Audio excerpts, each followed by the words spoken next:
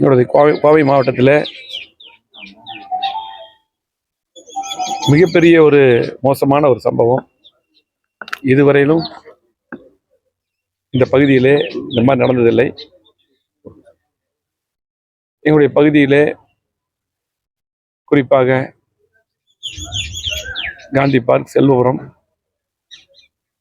சுற்றி இருக்கக்கூடிய பகுதியிலெல்லாம் தங்க நகை பற்றை வைத்து குடிசை தொழில் போல எங்களது மக்கள் இந்த தொழிலை செய்து வருவார்கள். பல்வேறு ஊர்களில் பல ஒப்பந்தம் பேரில் கூலி, அதாவது அவங்களுக்கு செய்யறவங்களுக்கு இந்த கூலி மட்டும்தான் கிடைக்கும். நகைக்கடை உரிமையாளர்கள் அந்த ஆர்டர் கொடுத்து அந்த தங்க நகைகளை செய்து தர சொல்லி அந்த கோல்டும் கொடுத்து செய்ய சொல்லி சொன்னால் அவங்க செஞ்சு கொடுத்து இந்த கூலியை பெறுவார்கள். அப்படி குடிசை தொழில் போல இந்த பகுதியிலெல்லாம் செய்து கொண்டிருக்கிறார்கள். அப்படி செய்து கொண்டிருக்கும் போது 22ஆம் தேதி அன்று ராஜேந்திரன் அவர்களும் பற்றை உரிமையாளர் அவரும், அதே போல சாந்தகுமார் பணியாளர் இருவரும் இருசக்கர வாகனத்தில் செய்த அந்த நகைகள் எல்லாம் எடுத்துக்கொண்டு செல்லும் பொழுது ஒரு காரில் ஒரு 5-6 பேர்கள் திட்டமிட்டு தடுத்து நிறுத்தி வீச்சறிவாளால் வெட்டி இரும்பு கம்பியால் அடித்து இன்றைக்கு அவருடைய உயிருக்கு ஆபத்து ஏற்படுத்தக்கூடிய சூழ்நிலை செய்து அந்த நகையெல்லாம் இன்னைக்கு எடுத்துக்கொண்டு சென்று விட்டார்கள். இந்த மாதிரி ஒரு அருவாளில் வெட்டுறது, இரும்பு கம்பியில் அடிக்கிறதெல்லாம் எங்கள் பகுதியெல்லாம் எப்பவுமே அந்த மாதிரியெல்லாம் இல்லை. இது மோசமான கலாச்சாரமாக இன்றைக்கு கோயம்புத்தூர் மாறிக்கொண்டிருக்கிறது. காவல்துறை இதை வேடிக்கை பார்த்து கொண்டிருக்கிறது. காவல்துறை கடுமையான நடவடிக்கை எடுக்கணும். காவல்துறை இன்றைக்கு 4 பேர்த்த அரசு பண்ணியிருக்காங்க. ஆனால் இன்னும் அந்த பொருளை மீட்டு தரவில்லை. இன்னைக்கு கண்டிப்பாக உடனடியாக காவல்துறை நடவடிக்கை எடுக்க வேண்டும். இனிமேல் வருகின்ற எதிர்காலத்தில் இங்க இருக்கக்கூடிய தங்க நகை பற்றி வைத்திருக்கக்கூடிய அந்த உரிமையாளர்களுக்கு, தொழிலாளர்களுக்கு பாதுகாப்பு வேண்டும். இந்த அரசு தான் அதுக்கு பொறுப்பு. அது மட்டுமில்லை, இன்னைக்கு பார்த்தீங்கன்னா அந்த பணியாளர்லாம் இன்னைக்கு வெட்டுப்பட்டு கிட்டத்தட்ட 1 வருடத்துக்கு வேலைக்கு போக முடியாது. அதே போல அந்த உரிமையாளருக்கு அந்த செய்யக்கூடிய அந்த கூலி தான் கிடைக்கும். அந்த நகையெல்லாம் அந்த ஜுவல்லரி கிடைக்காங்க.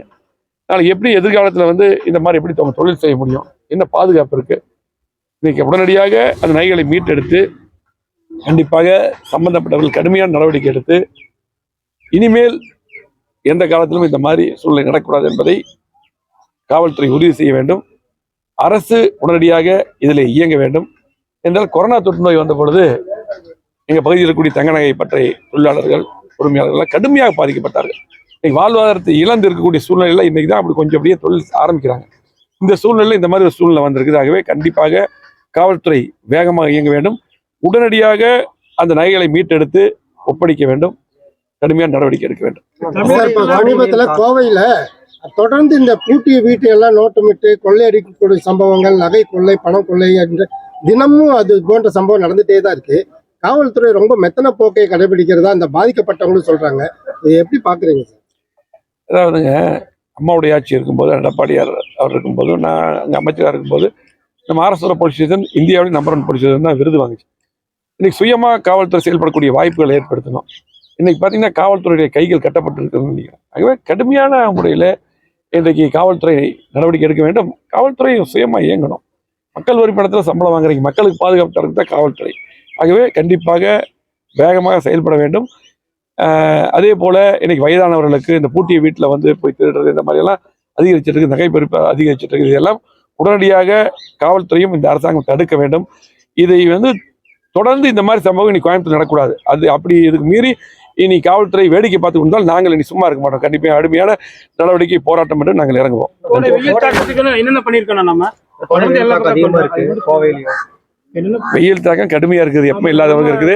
இன்னைக்கு இன்னைக்கும் காலையில கூட இன்னைக்கு நீர்மோர் பந்தல் இடத்துல இன்னைக்கு நீங்க நீர்மோர் பந்தல எல்லா இடத்துலயும் திறந்து வச்சுட்டு வர்றீங்க.